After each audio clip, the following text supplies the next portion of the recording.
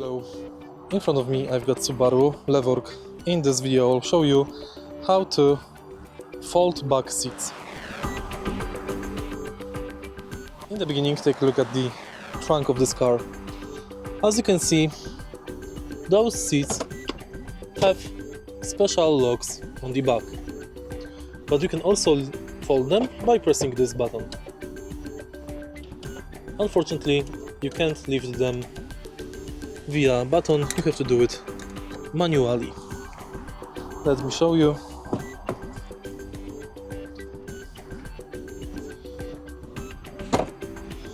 Make sure not to jam the seat belt, and it's done. If you find this video helpful, please leave a like, comment and subscribe.